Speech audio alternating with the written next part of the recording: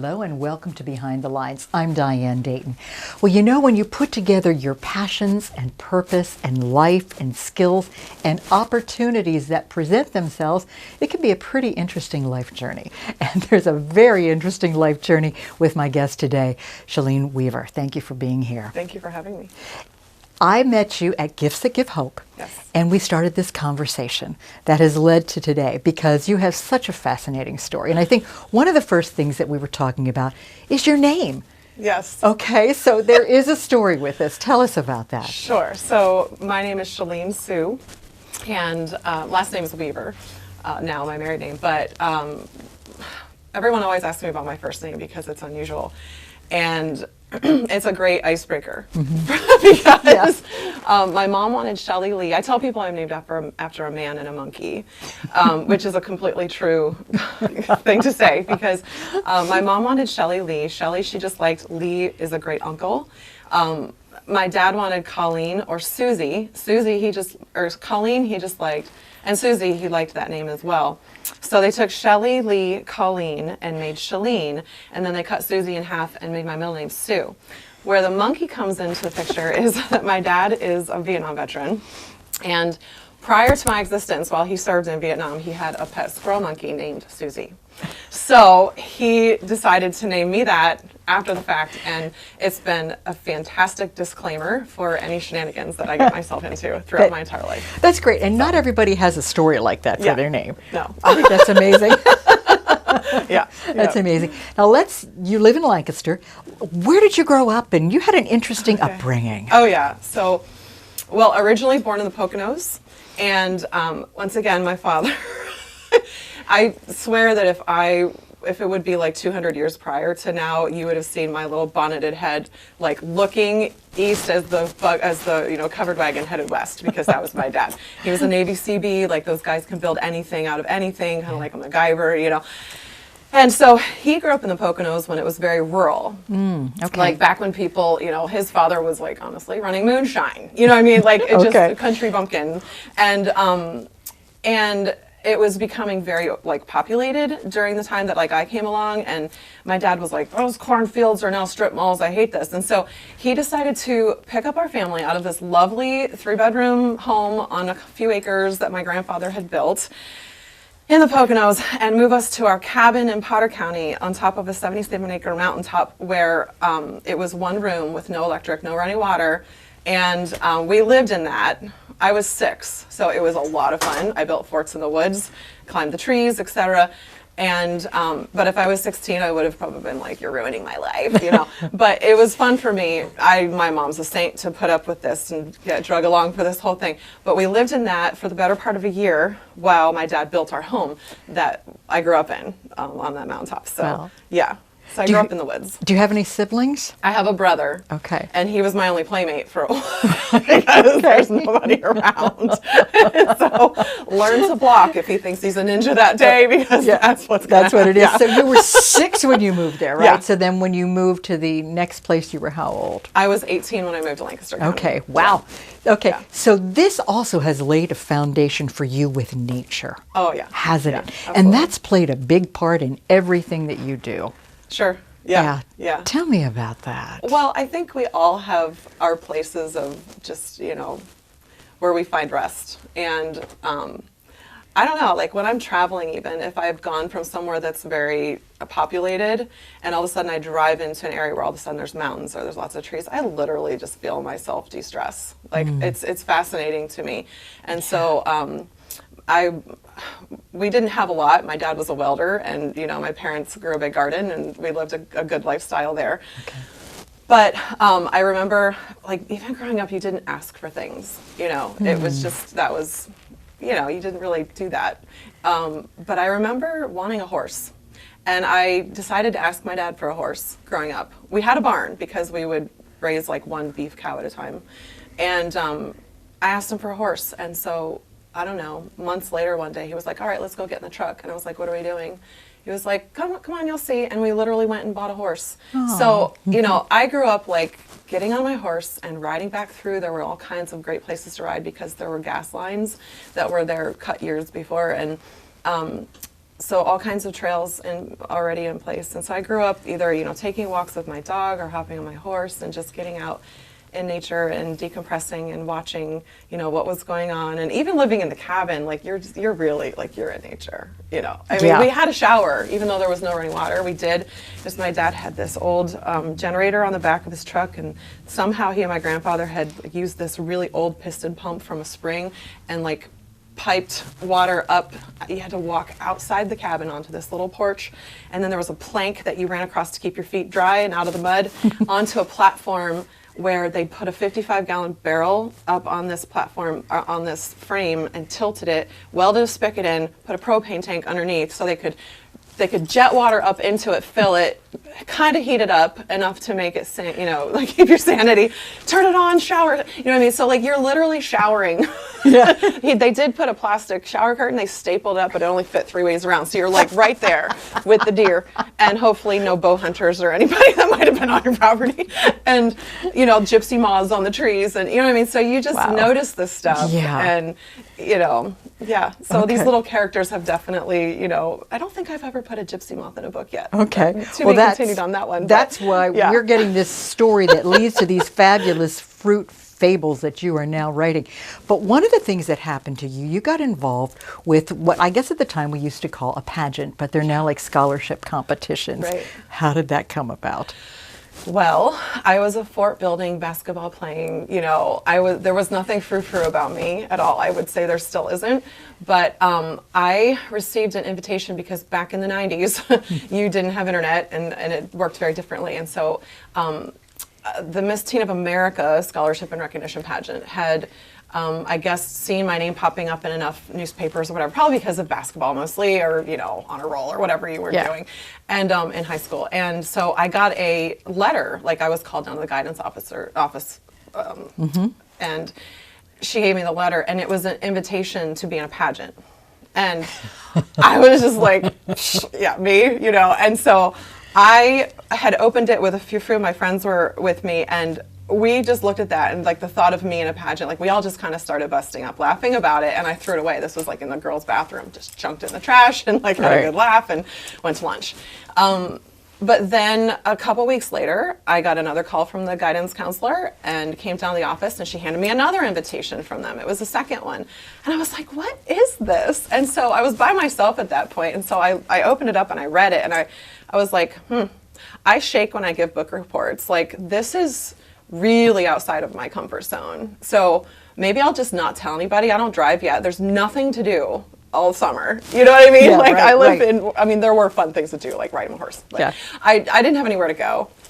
And so I thought, I'll just sneak and go do this pageant and tell no one and see if it will kind of like expand my ability to do public speaking, and who knows, it could be fun. And so I went and I told no one until I got back because I won. So that changed my plan. But yeah. It certainly did. So you actually won the 1993 Miss Teen Pennsylvania. Right. Wow. Yeah. So that opened up a whole different way of looking at things too, didn't it? Yeah, it did.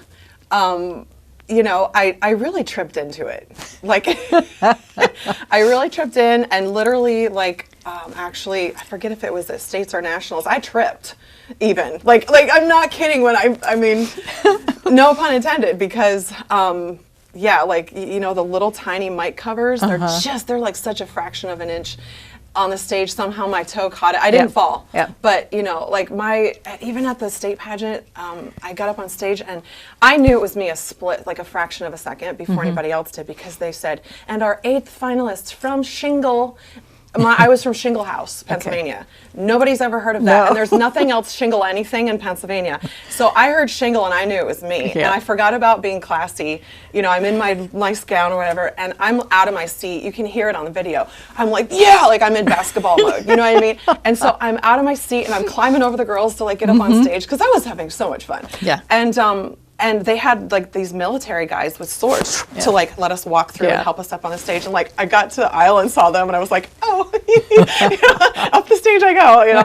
I get up there and I can't catch my breath. Yeah. And I had this. It was the 90s, big bow on the back that was like snapped over And I tried to catch my breath and it popped and I could feel it sound of a fishtail. Yeah. And I'm like, what am I going to do? And so our 9th merit finalist comes up and she was my roommate that weekend. And I was like, Psst, Amy. So she's fixing it and we're trying not to cause it like attention or whatever. She's like fixes it quick. I was like, thank you. So I tried to catch my breath again, pop. And so we're just laughing. And I think that's why, honestly, those things that were going on like that is probably why I won. Well, you were so real. You were authentic. Exactly. I was having and fun. They loved that. And I think that's attractive. But, you know, I wasn't like, where else? It is. You know what I mean? Yeah. I was just like, well, here's what I think, you know, to the questions. And absolutely. I ended up winning. So which is fun. great. It was fun. So we look at that. You also are a recording artist, as well as a writer, and poetry has played a big part for you because you're talking about words to emotion, and you did a lot of worship in pain, that sort of thing. Yeah.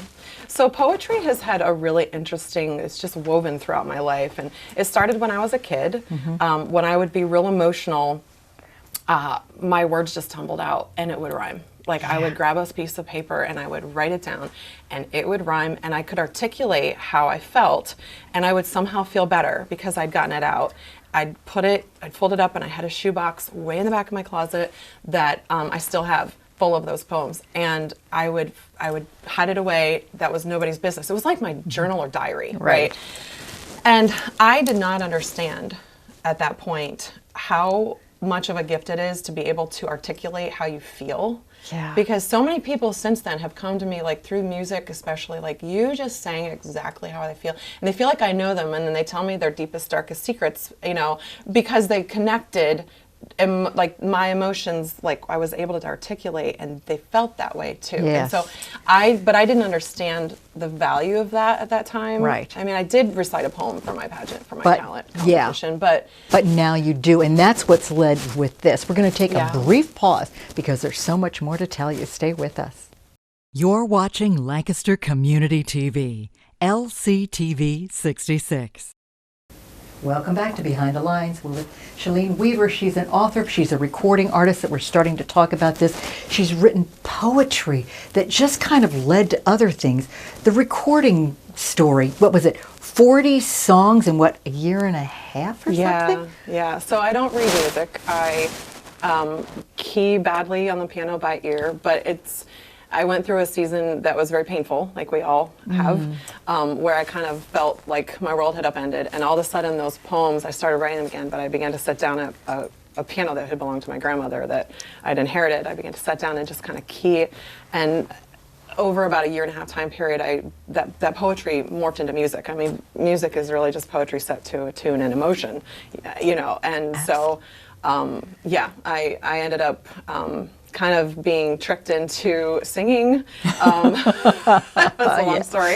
But my best friend kind of ran her chops, and I'm thankful she did. But I ended up singing somewhere, and then it happened again and again. And third time I sang somewhere, somebody handed me a $100 bill and was like, those songs aren't just for you. Put this towards your album. And I was like, God, what are we doing? So I ended up recording an album before I'd actually ever soloed in my church. I was working in the process of recording that album before that had ever happened. So very much dove in the deep end backwards. People usually start in a garage with their band. That wasn't what Which is interesting because journeys can go like that, right? Yeah. You talk about calling out the gold.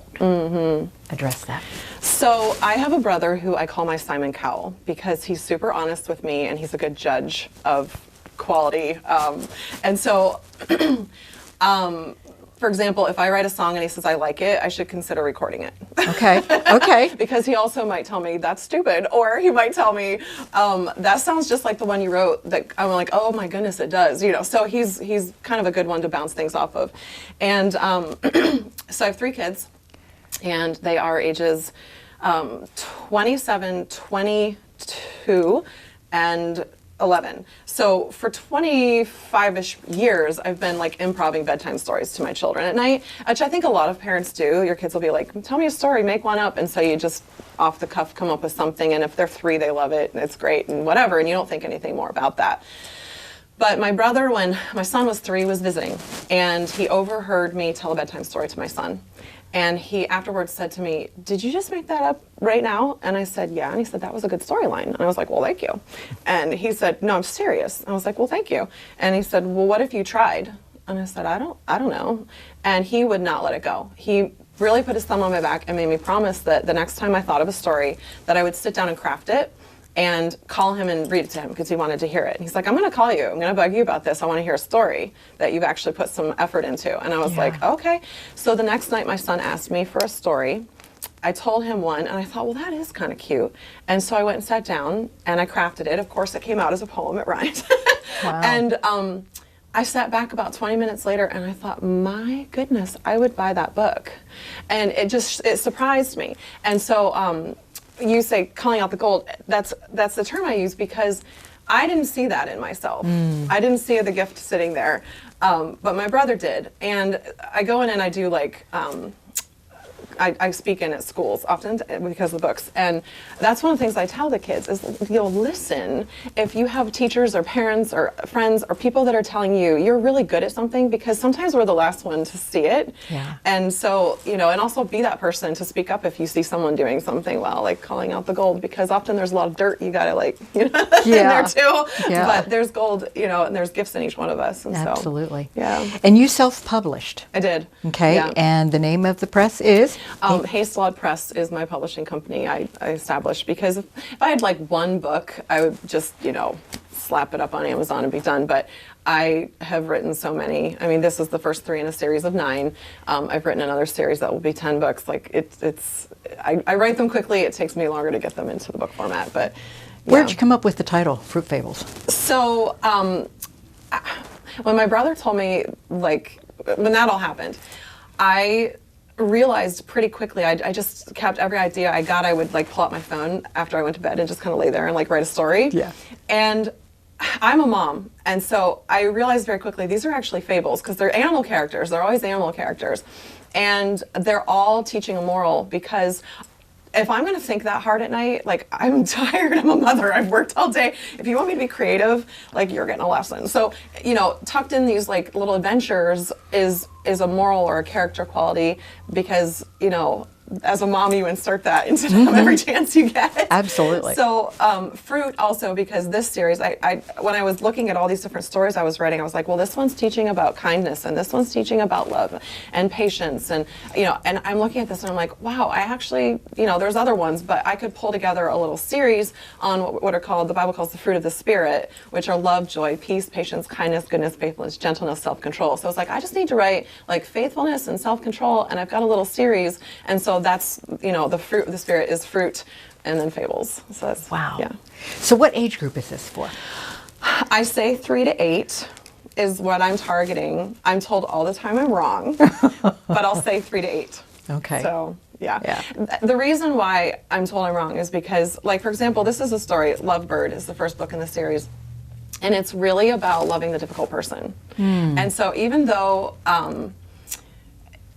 that's not an easy concept for even adults to carry out, and so that's why it's not uncommon that I've had people come up to me, even when I've explained what's the content of the book is, like tears will begin to fall, because people are like, I'm kind of in a very chewable, palatable little way, like hitting a nerve.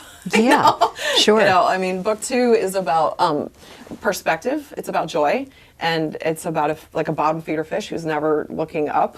He's always looking down in the mire until something flips him and his perspective around. And he realizes, like, what? Seahorses and clam pearls and squid ink and sunken ship vessels, and he takes off, and he discovers that joy comes from looking above and gaining a higher perspective. Sir Beaver finds the missing piece. He's like an industrious workaholic that has no time, like no balance in his life. So like these are concepts that like, what I mean, kind of hit the adults between the eyes. I'm told a lot too. But Absolutely. 3 to 8. And when you're sharing that with a young child, you've got the adult there too. So it's a good reinforcement as well. Yeah. Wow. These have been received pretty well, haven't they? It's going really well. Yeah.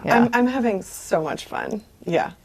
Well, and isn't that what's key? We're talking about purpose and passion. Absolutely. And bringing it all together and using your skills and talents. Absolutely. And just on this journey. The illustrations are beautiful in here as well. Yeah, I don't do those, but they're are amazing. gorgeous. Yes. So I'm really fortunate too. My illustrator's name is Cody Wood, and he's an animation artist. Very, very good. He's done work for Ben and Jerry's. He's had stuff on cable television, Cartoon Network, Okay. etc. But he and I met him at church camp when I was 11. Oh, wow. And so he's a friend from childhood. Oh, so that's great. that's made the whole project like even more fun. Yeah, it you really know. has. So- We can find you at different places too, like when we were at Gifts That Give Hope. But other places, do you also go out and do readings or schools or anything like that? Yeah.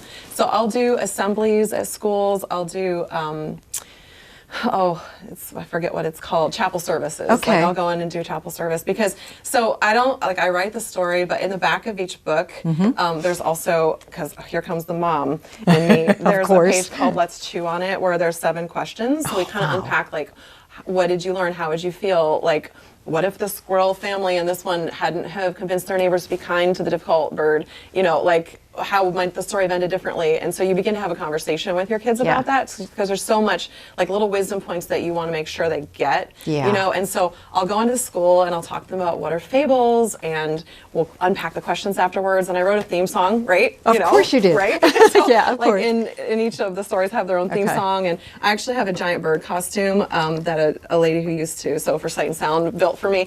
And so I usually get the principal to put that on. And so like for Lovebird, like he'll wear that and he'll hand out Hershey, like Lovebird gives kisses, so he'll hand out like Hershey kisses. That's perfect. And it's a whole thing. And the teachers go back with coloring pages, you know. Oh, that's great. Yeah, That's great. So to find out and to get some of this and to connect with you, where do we go? My website is fruitfables.com. Just like it sounds, fruitfables.com. Yeah. Or we can also, you have with your name too. Yeah, Shelleen Weaver. Right, Yeah, we'll both take you gets to you the there same too. place. Yep. So if they want to reach out and maybe book you somewhere, Yep. you can buy, where can you buy the books and where can you get music? There's some places locally that my books are available, but Amazon is probably the quickest spot that you'll find them, but you Where can locally? also contact me. Shady Maple has them Oh yeah, right okay, now. sure. I'm trying to think. Oh, there's Darla's Hair Care and Salon. Oh, and, do you know but Darla? no, but this is great because you little can places find of, people that are a you part know, of this and because Shanti, Okay. Wellness Spa has them. Just there's odds and ends little places. People that I know, they're like, I want Well, to that's carry great. your books. But, Well, they yep, realize for sure. what you have to offer and with if you're this. near those, buy them there right. first. So I Yeah. think with this too, call out the gold. Yeah. Is what it's about, and you certainly have, and I think that's a great encouragement for everybody that's watching as well. Yeah. So thank you for everything that you do, and thank you for coming on today. Thank you for having me. It's been fun. Yeah, it has been fun. Thank you for joining us today, too. I'm Diane Dayton with Behind the Lines, reminding you to look behind the lines. You might be surprised what you find.